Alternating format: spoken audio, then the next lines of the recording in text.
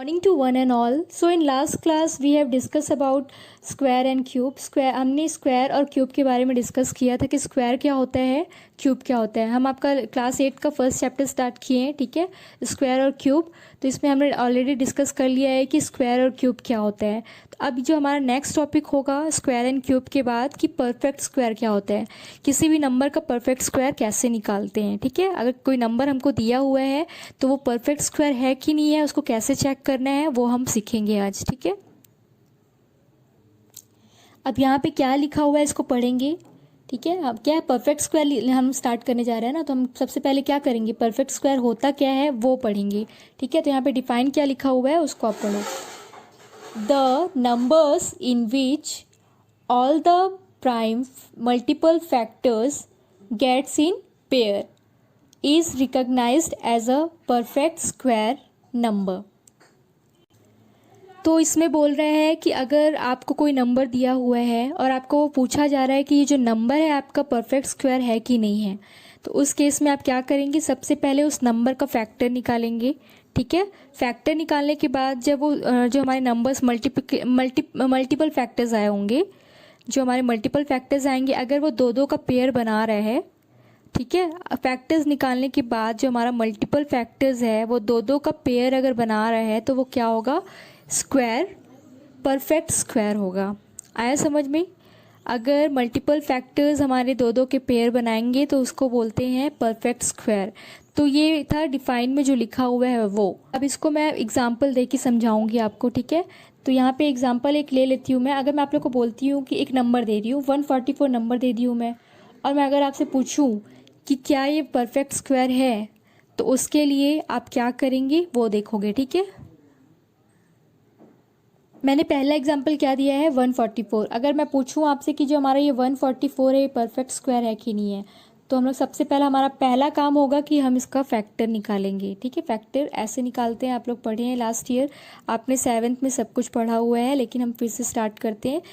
ये कोई भी नंबर हमारा परफेक्ट स्क्वायर है कि नहीं है उसको जानने के लिए हम सबसे पहले क्या करेंगे, उस नंबर का फैक्टर निकालेंगे। तो सबसे पहले आप फैक्टर निकालो 144 का। ठीक है, तो 144 का अगर फैक्टर निकालते हो तो सबसे पहले 144 हमारा कौन से टेबल से जाएगा, 2 के टेबल से जाएगा। ठीक है, तो ये 14 जो है हमारे 2 के टेबल में कितने बार में आता है, 7 बार में, तो नीचे क्या लिखोगे, 7 लिखोगे।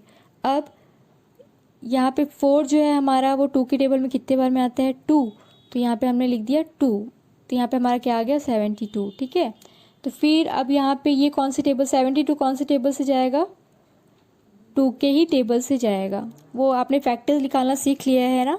अगर कोई डाउट होगा, फैक्टर निकालने में कोई प्रॉब्लम होगा तो आप मुझसे पूछ लेंगे, किसी को भी डाउट होगा प्लीज़ आप पूछ लेंगे मुझसे। तो यहाँ पे अब 72 कौन से टेबल से जाएगा, 2 के टेबल से जाएगा। तो 2 के टेबल में 7 आता है क्या, नहीं आता। 7 से नीचे से कम क्या आता है, 6 आता है ना। 7 से कम क्या होता है, 6 है। और 6 कितने बार में आता है 2 के टेबल में, 3 बार में। यह आया समझ में? तो यहाँ पे 1 बच जाएगा मेरा, 1 और 2 कितना हो जाएगा, 12। तो 2 की टेबल में 12 कितने बार में आता है, 6 बार में, तो कितना हो जाएगा हमारा 36। अब जो हमारा ये 36 है वो क्या होगा, 2 के टेबल से ही जाएगा। तो 36 हमारा 2 के टेबल में कितने बार आता है, 18 बार में आता है। ठीक है, अगर आप ऐसे नहीं कर सकते तो 2 के टेबल में 3 नहीं आता, तो 3 से कम क्या होता है, 2। तो 2 की टेबल में 2 कितने बार में आता है, 1 बार में, तो मैंने 1 लिख लिया। ठीक है, तो यहाँ पे फिर 1 बच जाएगा, तो 1 और 6 मिलके क्या बन जाएगा, 16। तो क्या 2 के टेबल में 16 आता है, तो ये हो जाएगा कितने बार में, 8 बार में, तो ये हमारा 18 हो गया। ठीक है, अब 2 के टेबल में हमारा 18 कितने बार में आता है, 9 बार में, तो यहाँ पे मैं 9 लिख दी। अब जो ये 9 है वो कौन सी टेबल से जाएगा, 3 के टेबल से जाएगा, तो मैंने यहाँ पे क्या कर दिया, 3 की टेबल से जाएगा, तो 9 3 की टेबल में कितने बार में आता है, 3 बार में आता है, तो मैंने 3 लिख दिया। ठीक है, अब 3 की टेबल में 3 कितने बार में आता है, 1 बार में, तो हमने लिख दिया। इतना आया समझ में? तो हमारा फैक्टर क्या आया, 144 का फैक्टर क्या आया, 2 इंटू 2 इंटू 3 इंटू 3। तो यहाँ पे आप ध्यान से देखेंगे ये टू और ये टू पेयर बना रहे हैं, ये दो का पेयर बना रहे हैं। फिर ये टू और ये टू क्या कर रहे हैं, दो दो का पेयर बना रहे हैं। ये थ्री और ये थ्री क्या कर रहे हैं, दो दो का पेयर बना रहे हैं। तो मैंने क्या बोला था, अगर हमारा फैक्टर निकालने के बाद जो मल्टीपल फैक्टर्स हैं वो दो दो का पेयर बनाते हैं तो वो क्या होगा, परफेक्ट स्क्वायर होगा। अगर यहाँ पे दो दो का पेयर नहीं बनता, सपोज़ यहाँ पे देख लीजिए, यहाँ पे दो का पेयर बन गया, यहाँ पे दो का पेयर बन गया, लेकिन यहाँ पे हमारा अगर सिर्फ एक थ्री रहता तो ये क्या होता, हमारा परफेक्ट स्क्वायर नहीं होता। आया समझ में?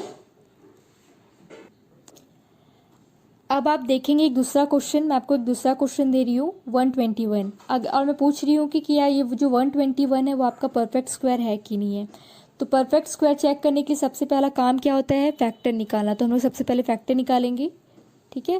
तो यहाँ पे फैक्टर निकालेंगे तो 121 जो है हमारा कौन सी टेबल में आता है, 11 की टेबल में आता है। 121 11 की टेबल में कितने बार में आता है, 11 बार में। तो हमने यहाँ पे 11 लिख दिया। अब ये 11 किसकी टेबल से जाएगा, 11 की टेबल से जाएगा। तो फिर 11 की टेबल में 11 कितने बार में आते हैं, 1 बार में। ऐसे फैक्टर निकालना आपको आता है तो फैक्टर आप निकाल लेंगे, ठीक है। और जिसको नहीं आता है वो मुझसे पर्सनली एक बार मैसेज करके या रिप्लाई कर देंगे कि आप मुझे फैक्टर निकालना नहीं आता है, तो मैं उसको फैक्टर निकालना सिखा दूँगी, ठीक है। अब हमारा फैक्टर निकल गया यहाँ पे।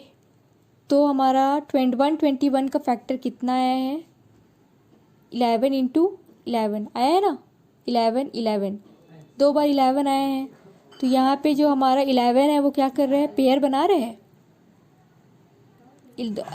11 इंटू 11 तो हम लोग क्या लिख सकते हैं, 11 का स्क्वायर भी लिख सकते हैं। अगर हम 11 को दो बार मल्टीप्लाई कर रहे हैं तो यहाँ पे पावर क्या हो सकता है, 2 हो सकते हैं, ठीक है। तो 11 स्क्वायर, तो ये हमारा क्या है, परफेक्ट स्क्वायर है। तो यहाँ पे आप लोग लिख देंगे क्वेश्चन के नीचे, it is a perfect square. अगर किसी भी क्वेश्चन में आपको परफेक्ट स्क्वायर चेक करने बोलेगा तो आप क्या करेंगे, पहले फैक्टर निकालेंगे, फिर चेक करेंगे कि ये पेयर बना रहा है कि नहीं बना रहा है। अगर ये पेयर बना रहे हैं, दो दो का पेयर बना रहे हैं तो वो क्या होगा, वो परफेक्ट स्क्वायर होगा।